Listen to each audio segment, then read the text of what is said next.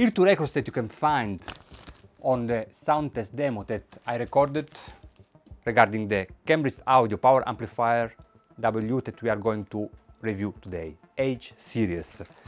Here we have this beautiful record of Matthew Halsall, yes, I hope that I pronounce it correctly, and something more classic, Arnold Overtures, beautiful recording, absolutely amazing quality from reference recordings. But I used the digital release because I wanted to be consistent in the sound test comparison that we did with my reference power amplifier, the Macintosh MC312.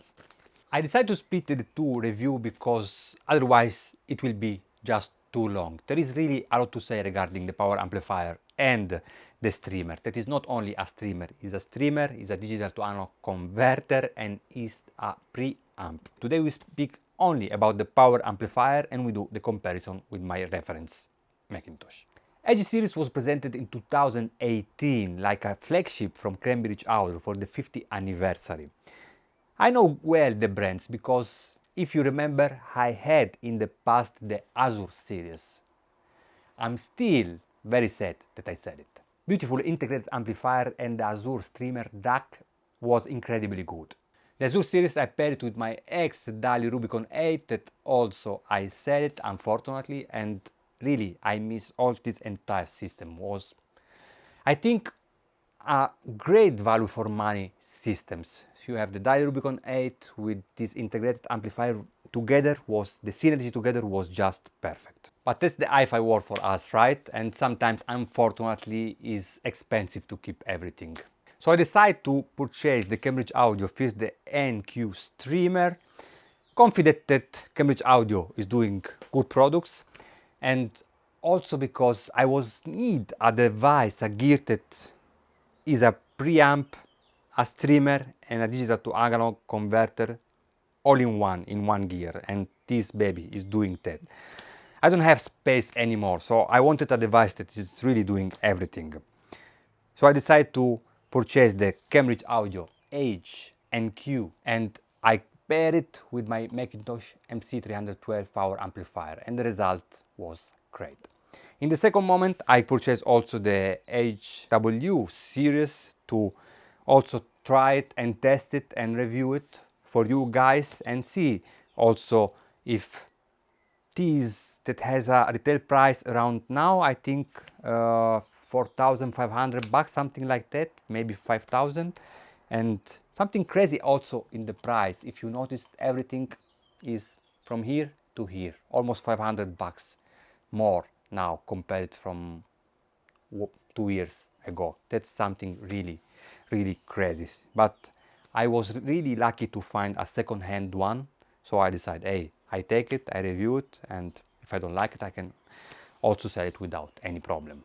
Problem of this baby here, Serafino Tradition Sons Faber speaker, they need a power amplifier that is probably not too much bright, otherwise you get a little bit of sibilance, but we'll speak about this later. The first time that I tested the Cambridge Audio H series was to a hi-fi store, and he paired it with the KEF, I think the R7, yes, R7 reference series from KEF. You can find the video. Sound test also, I will let it in descriptions, was still recorded with my Zoom portable recorder that is okay, nothing like the one that I'm using now, that is from SE, is a professional mic. I did it with them. They helped me a lot to achieve the result that I want, especially in the separations from left-right channels. That is really beautiful. Take a look also of the sound test of the Cambridge Audio H series that I will let in descriptions. Anyway, Cambridge Audio H series with the KEF R7, I didn't like it. Was too much bright with this metallic flavor that I think was not a good matching. Anyway, I decided to take it. I said, okay, I take it, I purchase it, and let's try it here, because I think, as you know, amplifier and speaker matching is really important. And more important is to give also a second chance, because at home I noticed that everything is different. The environment is playing a big role in the overall sound tonality. Regarding the construction quality, is impressive, is really beautiful, well done.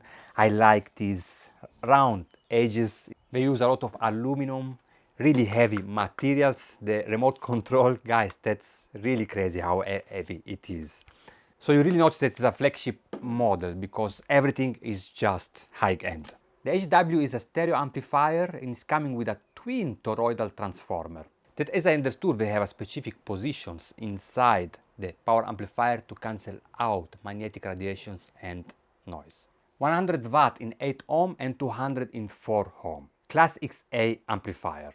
So they have this unique and interesting class that they call it XA. Here in the Azure series is XD, if I'm not wrong, but they are able to moving the crossover positions in a point that they say that is not audible, to have the efficiency of the class B and the energy and musicality of class A.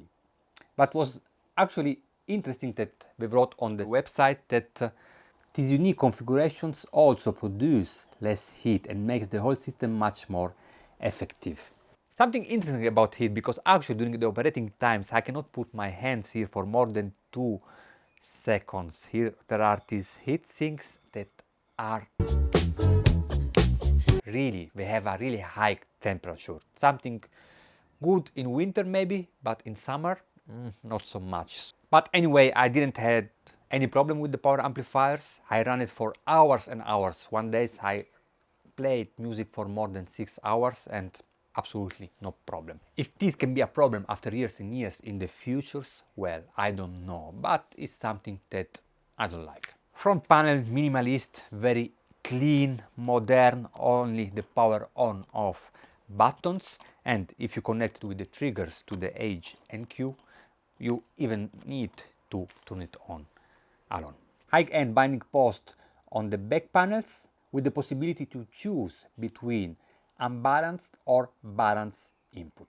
We got also the possibility to have a pre-out sections if you want to connect, for example, a subwoofer. Very interesting, we got also an automatic auto on-off that we can enable and disable from the back panels. That I like it like options. I have it also on my Macintosh MC312 and I use it actually. I let it on, so as soon you don't use the amplifier, it will just going in standby, and as soon it's receiving the input signals, it will turn on in automatic.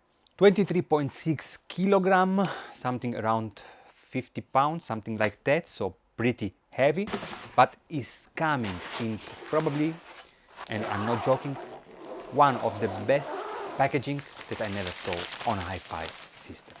You feel immediately the quality in the unboxing. The packaging is really well done. Cambridge, really good.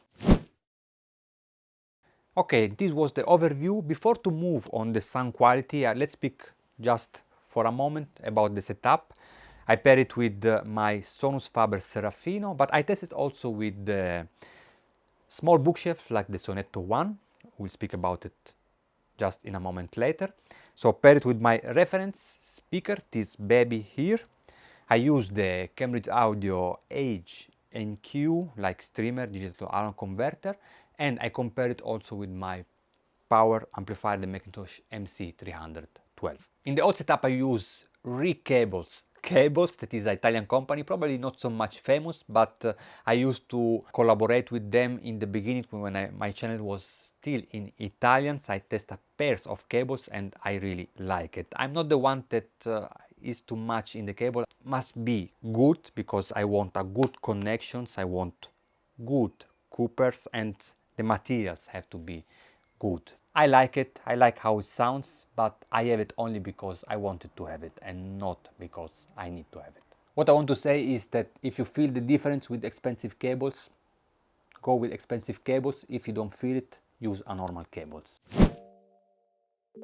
As I told you, the first time that I paired it with the KEF, I tested with the KEF, was sound too much bright to my ears. So when it arrives here, I pair it directly with the Sonetto series that is very natural. And I didn't notice this bright sound, so for sure it's not a bright power amplifier or a bright power systems.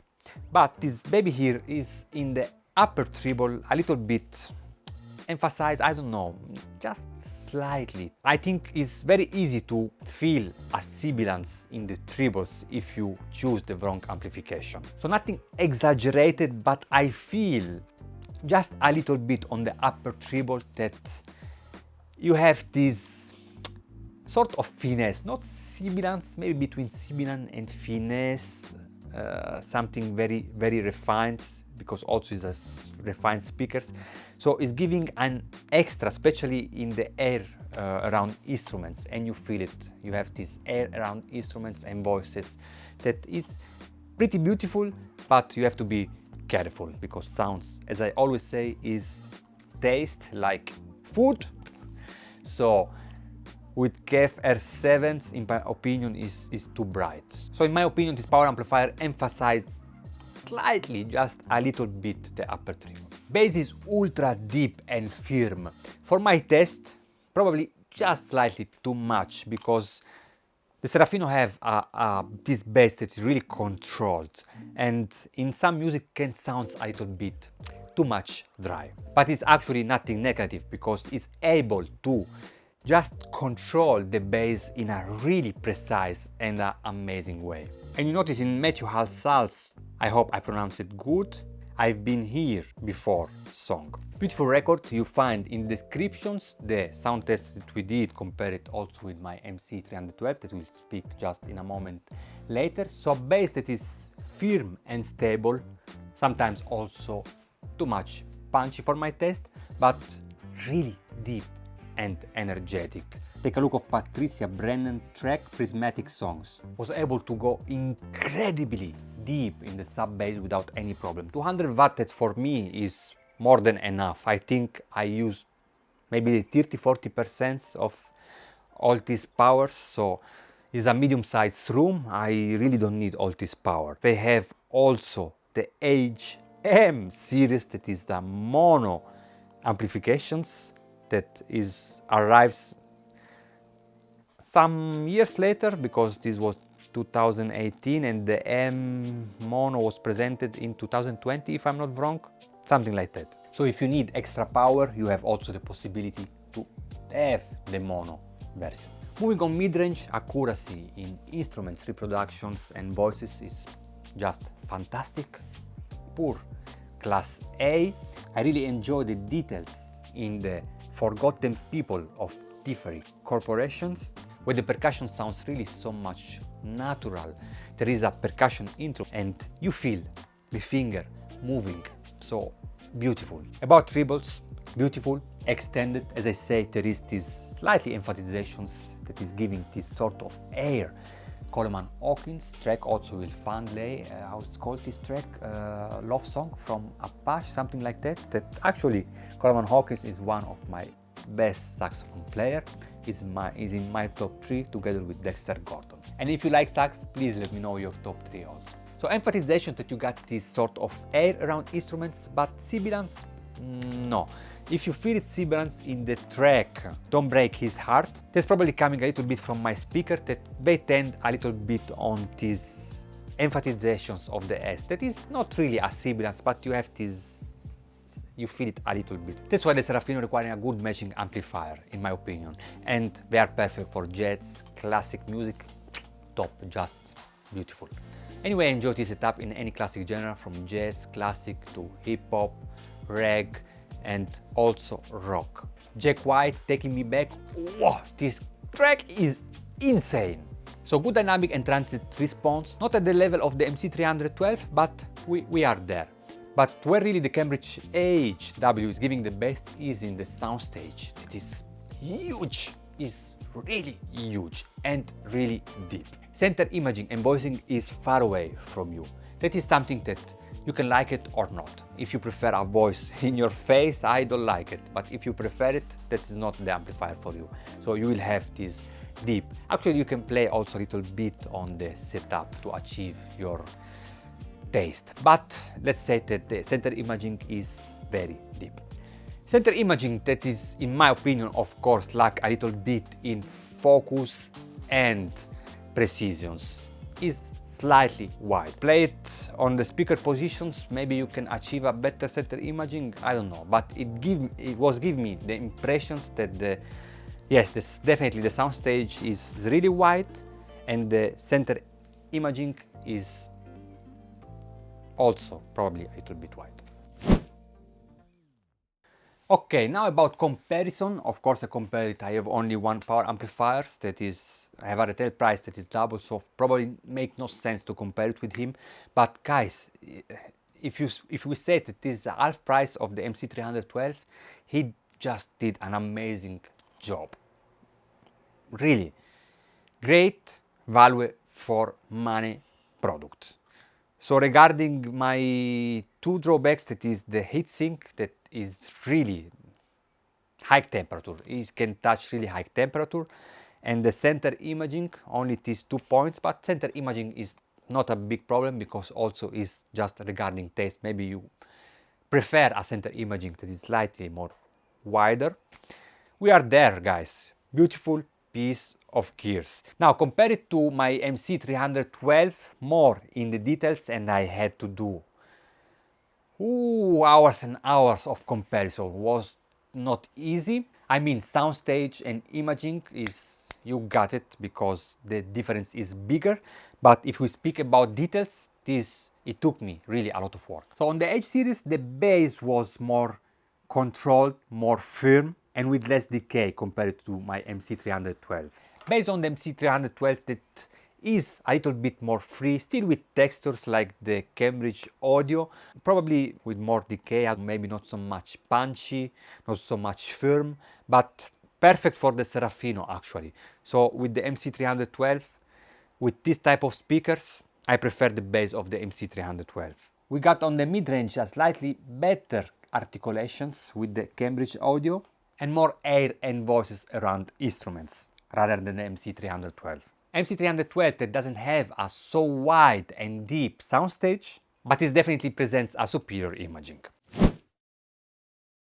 MC312 is still my choice for the Serafino setup because in my opinion is the matching, the synergy between the two is just perfect, but we are there. Incredibly, he did an incredibly job and I enjoy any single track that we recorded.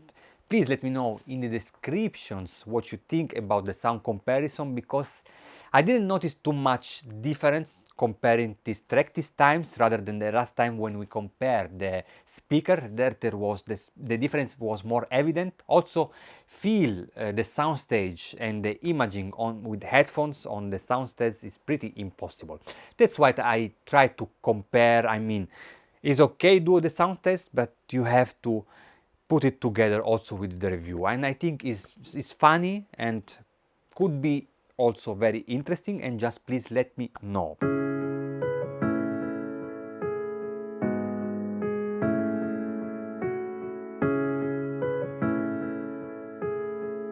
So these were the pro and contra regarding the Cambridge Audio W. I remember that next time we will review also the NQ Streamer preamp digital analog converter okay, we will review it next time. There is really a lot to say about it because it's really interesting. From Med Audio, Med Audio, I don't know how you prefer to pronounce it, is everything for today. I hope you enjoy my review, that this time was probably less professional. I start to feel the stress to review something every week. Really is nothing easy, and I hope that you appreciate it. Please, if yes, hit the buttons and subscribe to the channels. See you.